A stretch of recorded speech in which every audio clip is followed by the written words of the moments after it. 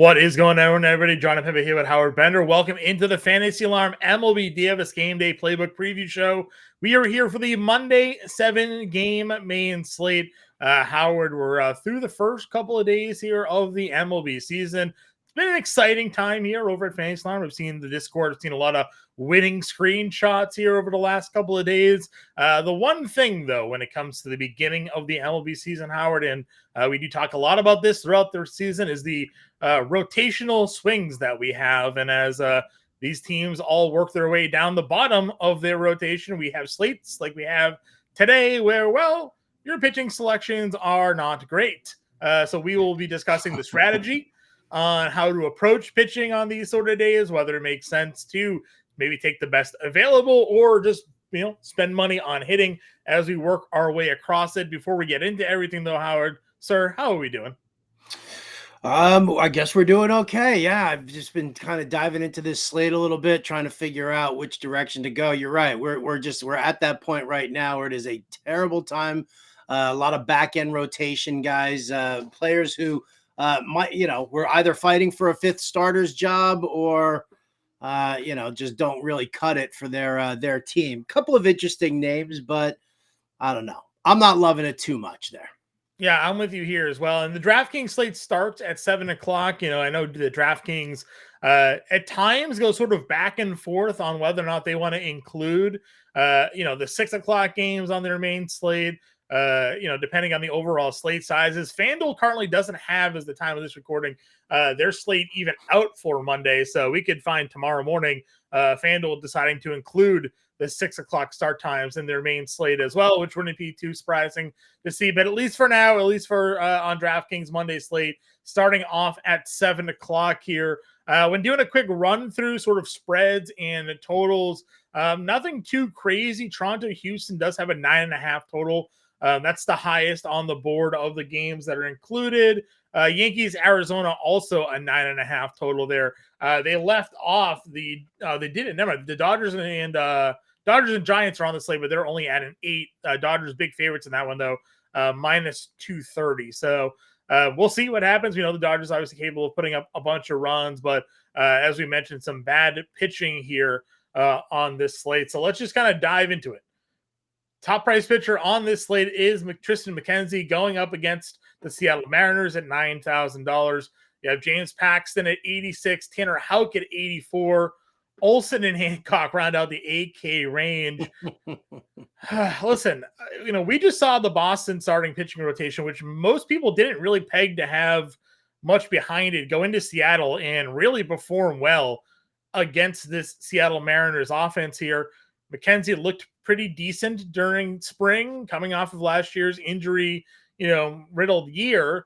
It kind of makes sense, I guess, that he would be the top price starter on this, but knowing what we know about this slate, knowing about the pitching quality of pitchers on this slate, do you find yourself looking to gravitate towards a McKenzie or a Paxton as the top 2 price guys here? Well, the funny thing is the top 2 price guys are also the 2 guys who have the highest K per 9 out of any of the pitchers on this slate. So when you're looking at DraftKings, you got to, know your format and what are you fishing for the most when it comes to this. If we're looking at teams, you don't want to just look at the team, the matchup that's got the lowest implied run total because, especially with pitchers like this, you just don't know where to go. So you are fishing for strikeouts. So yeah, Tristan McKenzie and James Paxton both have the appeal as far as the strikeout goes.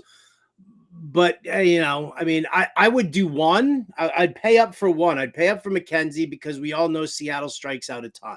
Mm-hmm. Second highest, strikeout rate of any teams from the start of last season to today right now. Second highest strikeout rate for the Seattle Mariners. So, you hope that he's going to keep the runs off the board, but you're fishing for the strikeouts there. So, I would pay up for one. I wouldn't pay up for both. I'm trying to look for some decent value down there.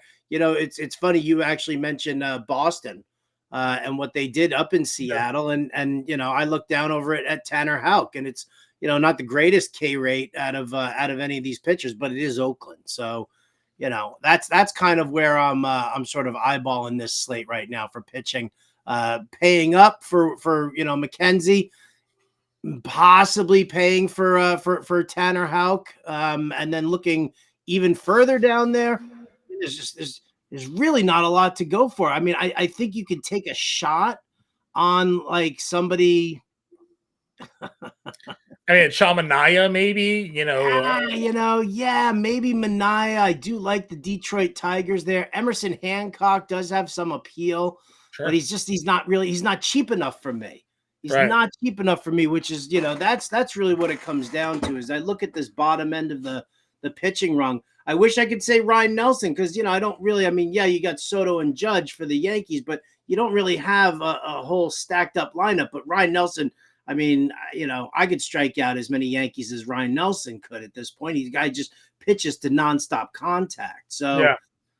I mean, I'd ideally like to go one up, one down, but I just don't really feel like there's the availability for it. I think those top 4 pitchers are probably where we're going to live. Yeah, I mean, obviously, you got to see, what Houston is going to do here. They have Ronel Blanco listed as their starter. Made some starts for them last year. They're a minus 150 favorite on the money line. I know Toronto obviously, has some bats here, but $6,500 pitcher at home as a favorite on this slate. James Paxton, is the biggest favorite on the board. The Dodgers are minus 240 favorites there. So maybe if you're chasing some win equity with Paxton.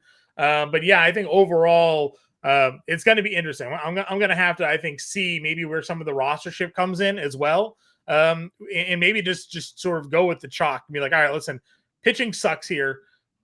I'll either win with the field or lose with the field. I mean, you have a veteran in like Kyle Gibson who has had flashes at times, but don't. I listen. I hear you. But Mania has shown some promise. Detroit. Most of the Detroit top hitters are from the left side. Torkelson isn't, but like Riley Green, Kerry Carpenter, guys like that, they're all from the left side of the plate. So Mania maybe has a little bit of appeal from that. He does have a little bit of strikeout potential. The Red Sox point of view, they made an emphasis during the spring. They wanted their guys to pitch deeper into games. They pretty much revamped the entire coaching system. They brought in Andrew Bailey to be their pitching coach this year. And again, I know Seattle, their offense isn't great, but you look at Pivetta had 10 strikeouts. Bayo had a good amount of strikeouts. We saw Garrett Whitlock pitch really well today. And Cutter Crawford, I think, had 8 strikeouts on Saturday. So, maybe the Andrew Bailey has unlocked some of the potential with these Red Sox starters. And like you mentioned, it is Oakland. So, again, pitching is not great on this slate, guys. We'll obviously be back live at 4 p.m. Eastern time with the live stream. I believe it's going to be Howard and Henry, you guys on the show. So, you'll have a better scope maybe of where some of the rostership's going to lie, or maybe some developing opinions on this slate overall when lineups come out. But that's kind of what we're looking at here for now when it comes to this 7-game slate. The catcher position, you and I talk a lot about it. We don't tend to find ourselves looking to spend up. When we do have slates with shitty pitching, there obviously is more offense to kind of go around and better matchups to target. So, yes, catcher is something that I like to spend down on. I'll probably still potentially look to spend down on this, but you have a $2,700 Carson Kelly against a lefty and Mania. I know I just talked Mania, but Carson Kelly's a guy that has hit left-handed pitching historically over his career. There's some spend up options for you if you wanted to go Smith, Raleigh, Naylor, but overall, I kind of want to see who's in the lineup and kind of move on from there. Yeah, I mean, listen, if Carson Kelly is going to be the guy who's going to start there, you also have to look and see if maybe it's going to be Jake Rogers. Yeah. Starting for Detroit. Yainer Diaz is, again, I mean, they keep pricing him. He's staying priced down. It's not, to me, it's not it's not like the be all end all play here, but you're going to end up, he's a power hitting catcher. You're going to end up catching value on it, at some point or another, going up against the righty Bowden Francis. I'm not really sure how Francis is going to do in this one. So, I'd kind of look to that. I might just chase power and just chase like Francisco Alvarez going up against, Reese Olson. I like Reese Olson, but I would probably, kind of look to that. Or if you really want to pay down, if Connor Wong's starting against, Joe Boyle. Yeah. Well, I wouldn't be averse to that. There are definitely places where you can just pay down for catcher. And again, I'd rather. I mean, I know Will Smith is on the menu here, but I'd rather pay up for like Freeman and Mookie rather than to Agreed. pay up for Will Smith. So Yeah, I largely agree with you here as well. I'm still hanging out bargain catchers here in a range. Yeah, I agree with you. I think for me as well, the Red Sox catchers are someone that we played a lot of last year as value plays because Connor Wong obviously has a little pop. He's also got a little bit of speed, but Reese McGuire even is okay handling the bat at the plate. Had the RBI double against Seattle the other day. $2,500. He's a lefty. They could throw him in there against Boyle as well. Moving on to first base, where it gets a little bit more exciting. Obviously, a lot of top price options for you here, Howard. Where are you looking to target when it comes to spending up at first? Well, I mean, listen, obviously I like Shohei Ohtani and Freddie Freeman, the lefties going up against rookie Keaton Wynn, a right-handed pitcher for the Giants. That's a great spot to be. But you know what? I mean, I might even just look to go Christian Walker against Louis Hill from the Yankees. Walker's just a good, solid left-handed bat, gives you some good power. He's gone deep, so far in the was it Friday's game? Yeah, Friday's game. Yep. It was like Friday's game. He went deep. So yeah, I mean, I'll probably, spending up over at first base is a pretty easy one over there. Walker probably being the guy where if you're just looking to balance your lineup and not push too far in with Ohtani Freeman, then I think Walker's a good play. Yeah, I agree with you. There's not really a lot of value at the first base position on this slate, so you're kind of living in this like mid 4K range and up. I mean, JD Davis has hit the ball pretty well for Oakland to begin the year. A guy we've generally targeted him against lefties and righties, but if you're not a believer in Tanner Houck, Davis does hit in the middle of the Oakland lineup. Otherwise, you're looking at like Justin Turner, Anthony Rizzo, Naylor against Hancock hits in the middle of the lineup there. Goldschmidt went yard already this year. Then Torkelson also sitting in that 5K range. So depending on the lineups, we'll see who's in or out. But I think first base, I'm kind of in agreement with you. Probably a spot I'm looking to spend up for on this slate. Yeah, probably. I mean, listen, how do you go? I mean, again, Ohtani Freeman, 2-3 in that Dodgers lineup. You don't have to stack them both. You could do it if you wanted to. Right. I just, I like the pair of lefties in there against them. Agreed. Second base position, they give you Mookie Betts with the second base shortstop eligibility here. So obviously he's going to continue to be among the more popular, or at least, let me talk about this quickly. I always expect Mookie Betts to be the more popular play. The last couple of game slates that I played Saturday and Friday, he was under 15%. People were not paying for Mookie Betts. I don't know why they're not paying for Mookie Betts. He has been obviously the best player in baseball to begin the year. The price, I guess, is being prohibitive and people aren't getting to him, but he continues to be incredible. Other than that, I mean, I like Kasan Kim. He homered today. At $4,500, also gives you some of that stolen base potential for him. Davis Schneider homered today. He's $4,300. I'm not sure how you feel about him going up against Blanco, but he's the cheapest pitcher on the slate, so maybe there's some matchup there. I don't know if they, that's the thing. I mean, do you go Cavan Biggio actually because he'll probably, the lefty bat against Blanco, he might get that start over Davis Schneider, and I don't even see. Here, there he is. Wow, look at him down at $3,000 there for Cavan Biggio. Yep. Yeah, that's a good price. Gavin Locke's also $3,200. Birdie played today for the Yankees. Is he someone that you think is going to find consistent playing time for them? I think it's going to be in and out. You're going to see. I mean, they had Oswaldo Cabrera starting like the first 3 games while Birdie was kind of making the adjustments. I think that they'll probably play some lefty righty matchups with him. So you're going to kind of have to wait and see.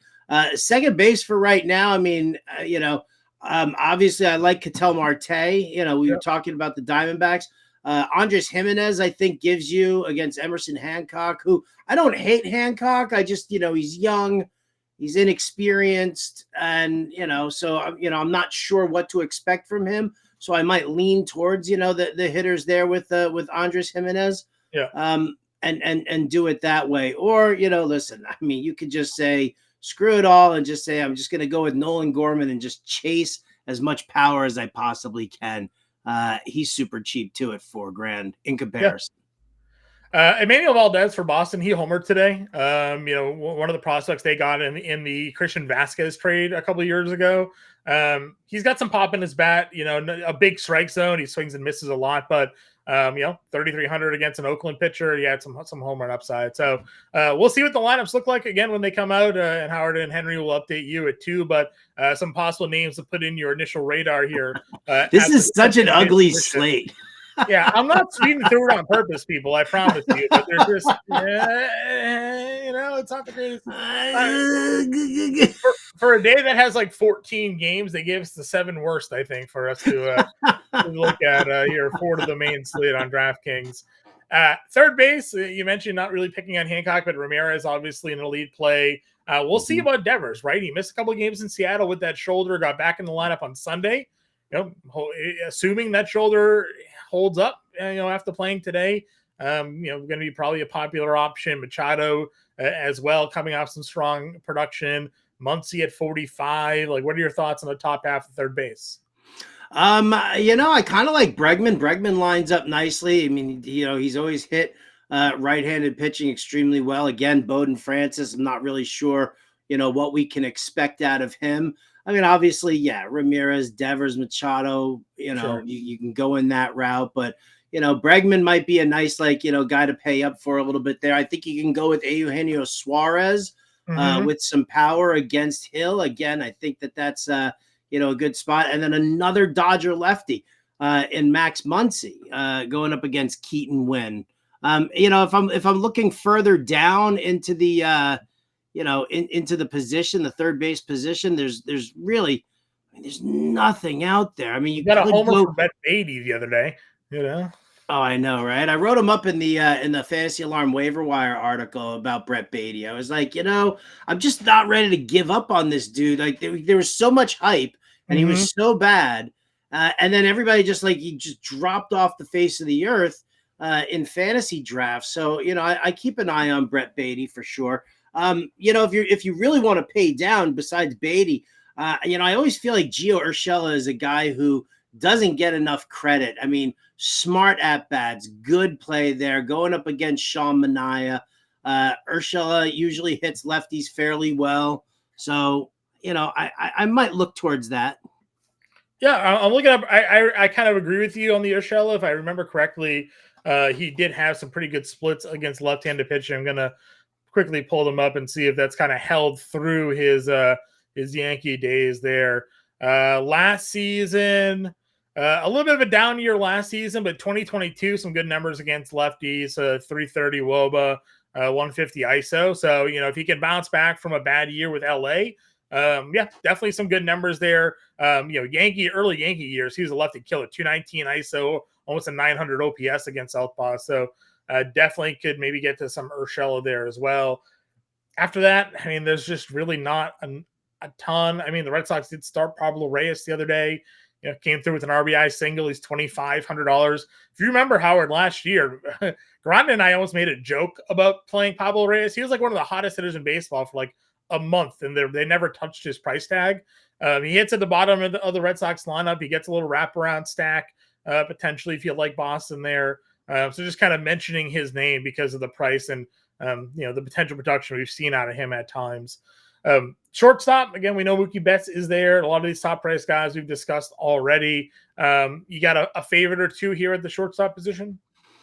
Do I have a favorite or two? I can't really say that there's any. I mean, you talked about Ha-Sung Kim, right? Yeah. I mean, I think we can get away with, utilizing him. I think he's reasonably priced, and so if you don't utilize him over at second, you can get him in here over at shortstop. Obviously, it's so funny. Mookie Betts, he on yesterday's slate or on Friday's slate, he only had second base eligibility. Today, welcome back.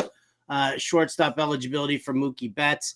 I think Francisco Lindor is a great play here against Reese Olson.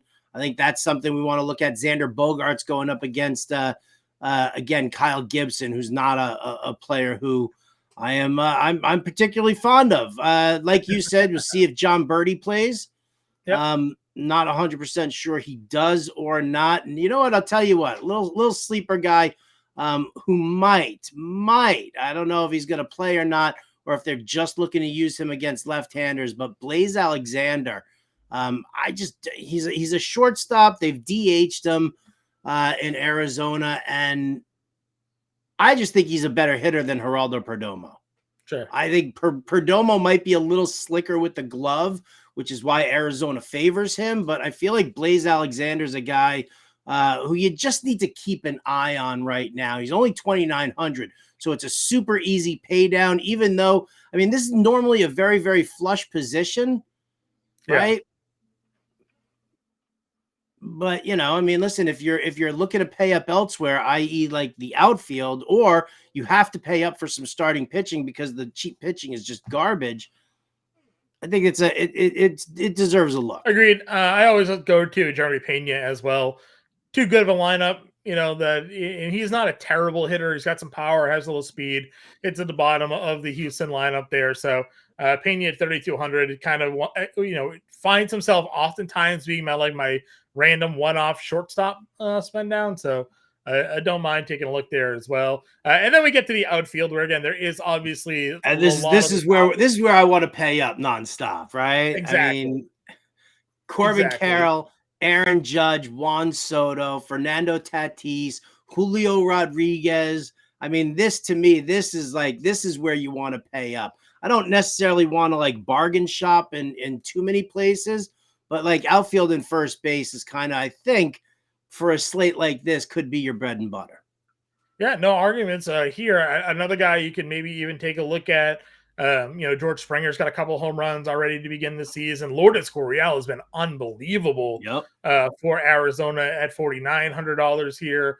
Jorge Soler, remember his numbers against lefties last year? Just absolute monster against left-handed pitching last season. You know, in LA, he's $4,800. Jaron Duran has shown the ability to get on base and steal some bags. So I'm agreeing with you. Riley Green just went deep for the first time over the weekend. He does a good job against lefties. He'll face Sean Manaea. I think that's a nice spot as well. And you know what? Just your boy Teoscar Hernandez. At some point, they're going to price him up, are they not? You would think so. Again, he's hitting like 5th or 6th in this Dodgers lineup. He had 2 homers the other day. Howard played him the other day. 10% rostered. 10% of the people played. Was that his 2 home run game? He was 10% rostered. Yep, I played him 10%. Mookie Betts was 16%. Teoscar was 10%. I was like, how are nobody playing the Dodgers? I thought everybody knew the rule was to play the Dodgers here, and nobody was getting them. Tyler O'Neill homered again. I mean, we know when this guy is healthy, he can hit a lot of home runs. And he's done that now for Boston in a couple of games that he has played. You know, I was a fan of Outman coming into the season. He hasn't really done much so far, but potential for him. Ceddanne Rafael, I am not just a Boston homer. This dude has been making a ton of plays for the Red Sox, both in the field and at the plate. He had a day off today, so my assumption is he'll be good to go for Monday here at 4K. Again, has stolen base potential, has some extra base hit upside as well at $4,000. We know Estory Ruiz, he had a stolen base today. So, you know, we talked about spending up, but outfield for sure. Like, you do what you can to have as much money as possible to spend up on the outfield in this slate here. Yeah, you can. You also, I mean, there are a couple of nice little bargains in the outfield. I mean, Jackson Merrill, I think, going up against Kyle Gibson, he's only 3,400. I like that. We know that Alec Thomas got hurt for the Arizona Diamondbacks over the weekend, which means Jake McCarthy could be worth a look there, down at 3,300. I think that's you know, something that you could end up doing there as well. I think that you've got a couple of pay downs here that you could go big with 2 outfielders and a first baseman, and then maybe find yourself a couple of dirt cheap guys. Yeah, I agree with you there for sure. I was trying to see if there's any other obvious spend downs here. Myers 29. I do like Jake Myers. I do. Azakar could be a real interesting one as well for San Diego. I think he's got possibilities. Yeah. It's probably it. You know what? There's not a lot of power in there, but he could do well. Will Brennan. Okay. Just a good lefty bat going up against the righty and Emerson Hancock. I think that might be interesting. Yeah, we played DJ Stewart last year quite a bit. when he was with the Mets. He could find his way into the lineup. He's just 0 for 5 to start this year. So again, he's never been like a great player, but there is some power in that bat of his. He had a 263 ISO last year on the year, and then against right-handed pitching, 840 OPS, 260. Basically, only played against lefties. 358 WOBA against right-handed pitching last year. So maybe if DJ Stewart finds himself in the lineup for the Mets, you could take a peek there as well. All right, this is gonna be the hardest part of the job, I think, Howard. We got to build a lineup. Do we have to? We kind of do. Are we double spending? Like, where are we? Like, if sort of double spending? Like, what's your take on, like, was there a value pitcher you wanted to plug? Like, you felt okay with? We both mentioned Manaya. Like, are we okay with Manaya? No, you mentioned Manaya. I mentioned Manaya. Okay. You mentioned Manaya. Oh God. Just so bad. Well, who's our spend up going to be? Are we going to spend up for McKenzie? Are we going to go to Houck? Are we going to go to? I think that's going to be the. I think it's McKenzie, and then we can find. Let's work backwards a little bit. We like Yanier Diaz, 47, right? Second base, we had value. We liked Luck, or I mentioned Lux. You mentioned Kevin Biggio. Birdie was in that range as well. Emmanuel Valdez is down here. If you had to pick a value second of that group, do you have a preference? Let's play around with your Boston stack there. It's not for it's not about whether or not you're being a homer. It's obviously about picking on Emerson Hancock, and I wouldn't mind using Emerson Hancock as like a mid-range pitcher in a lineup where I'm not gonna, stack against him. But if I'm looking at the Red Sox, where's their lineup right now? Where is it? I'm just looking for today's lineup in anticipation of what they could do tomorrow. So here we go. They had McGuire. They got McGuire catching at the bottom there, huh? Yeah, so like I said, they're going to either pivot between. I think there's going to be a pretty good platoon between Reese McGuire and Connor Wong.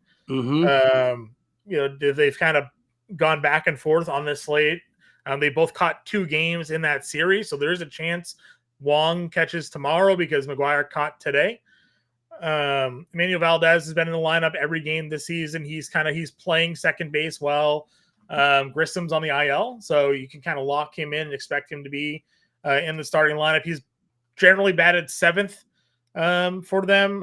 He batted 8th on opening night and then today. So, he'll give you a wraparound opportunity, but he hits next to Ceddanne Rafaela in both of these games here. So I plugged Rafaela in there to be sort of a little 2-man stack with Valdez and Ceddanne there. And if we wanted to go a Boston catcher, not Yanier, but I like Yanier, you may even get a little bit of a 3-piece for that. So plugging in Ceddanne, and I have Mookie in at shortstop. I do want to spend up for Mookie Betts again because until he stops hitting, what was he though? Just 1 for 4 today on Sunday? Yeah, real disappointing. 1 for 4 because I bet the over 1.5 total bases for him. I was like, I've been betting it every day since the season started. Why am I going to stop now? The game's not over yet. Actually, he is. What is he right now? He is 0 for 2. It's over 2. Yesterday, I think was his. Was his 1 for 4? Let's see. What are we losing our faith in Mookie Betts? No, 2 nights. You really want to pay up? You want to pay up for him? You don't want to pay up for Ohtani and Freeman? So sorry, hold on. Mookie Betts the other night was 1 for 3, but it was a homer. He's homered in 4 straight games. I am gonna continue to have faith. All right. In Mookie Betts here. All right. So we have most of our lineup sort of built. What did we do at third? Third was not a spend down spot, unless you wanted Gio Urshela here. Muncy 45. I had looked at Muncy. Yeah, I thought that was that was a decent spot for him. Suarez, I think, is another spot you could go for there. If we wanted to do some Arizona, get some Arizona bats in there against Louis Hill. Where's Suarez? What's Suarez price? 46. So it's like $100 more. Oh, did we? Where did we go with Hassan Kim? Oh, he's second base and shortstop, huh? Yeah. we kind of lose. Does have third? We don't. Does not have third. So we'd have to make a decision. I mean, we can move off Betts and go to Ha-Seong Kim there if you wanted to. He's 45, and then we can spend up on someone else in the outfield, or Ohtani Freeman if you had to pick one of the two there. I mean, I'd pick Freeman. I always pick Freeman. I love Ohtani, but Freeman is just. What's Lourdes is what we got for Lourdes here? 49. So we're gonna need a cheap outfielder here.